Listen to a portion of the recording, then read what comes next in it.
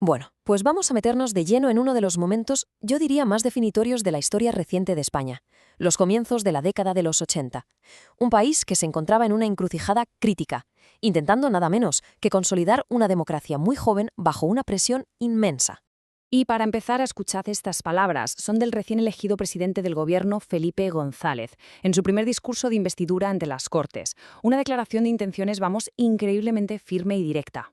Y claro, aquí surge la pregunta clave, ¿no? Para entender la España de hoy, es fundamental comprender las amenazas que casi la hacen descarrilar en sus inicios. Así que, ¿qué estaba pasando exactamente para que un presidente tuviera que empezar con una advertencia así? Para descifrar ese discurso, primero tenemos que mirar el clima político tan frágil que heredó González. Su victoria no fue un simple cambio de gobierno, fue una auténtica prueba de estrés para toda la nación. Hablamos del 28 de octubre de 1982. Ese día, el Partido Socialista, el PSOE, ganó las elecciones con una mayoría absoluta histórica.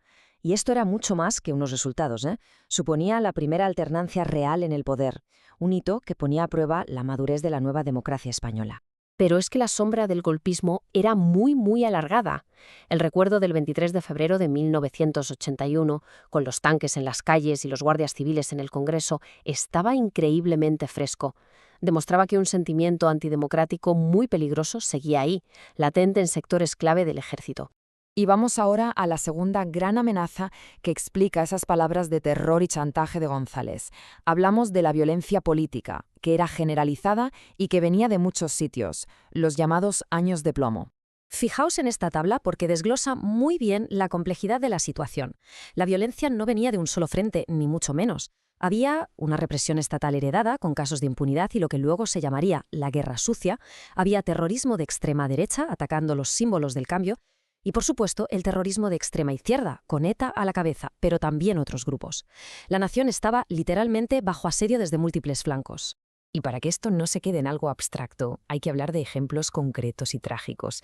La matanza de Atocha fue un shock nacional. No fue un ataque contra el Estado, sino contra la sociedad civil que estaba defendiendo los nuevos derechos democráticos. Hizo que la amenaza se sintiera increíblemente real y personal para miles de ciudadanos. Y es que es clave entender por qué atacaron precisamente esos despachos. No fue casualidad. Representaban la lucha por los derechos de los trabajadores, por las libertades. Eran un símbolo de esa nueva España que estaban haciendo. Y por eso mismo se convirtieron en un objetivo para quienes querían detener ese cambio como fuera. Y bueno, por si fuera poco, con todos los desafíos internos, vamos a ver qué pasaba fuera, porque los retos internacionales que España estaba navegando en ese momento tampoco eran pequeños. Es que la democracia también se jugaba en el exterior.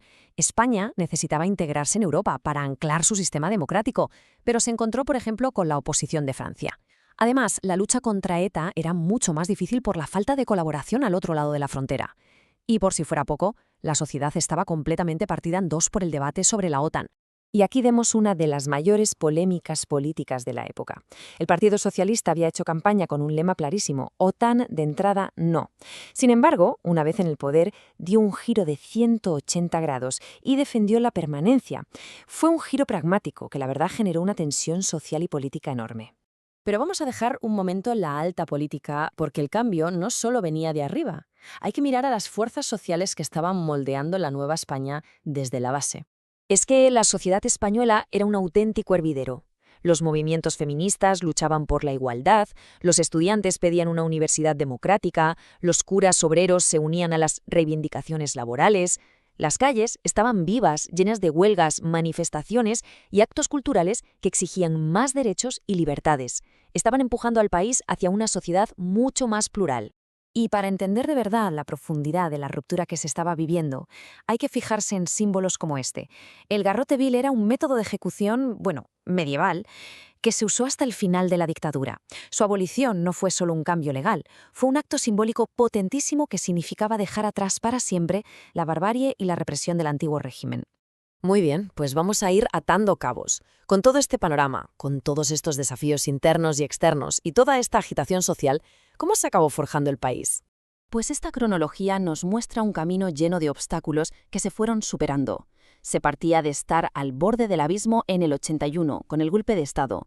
El punto de inflexión llega en el 82, con esa victoria socialista que demostró la solidez del sistema. Y a partir de ahí se culmina el proceso. En el 86, tras un referéndum durísimo, se decide permanecer en la OTAN y ese mismo año se logra el gran objetivo de unirse a la Comunidad Económica Europea. Se aseguraba así el lugar de España en el mundo. O sea que la gran lección es esta. Aquel periodo de crisis no fue un obstáculo para la democracia, sino que fue la prueba de fuego que forjó su fuerza y su resiliencia. España demostró que su compromiso con la libertad era más fuerte que las balas, que las conspiraciones y que los miedos. Y todo esto nos deja con una última reflexión. La historia de España en los 80 no es solo un relato del pasado, es una lección universal sobre la fragilidad y a la vez la increíble capacidad de resistencia de un sistema democrático cuando la gente decide defenderlo. Y esa pregunta, bueno, sigue en el aire para cualquier nación que enfrenta sus propias crisis.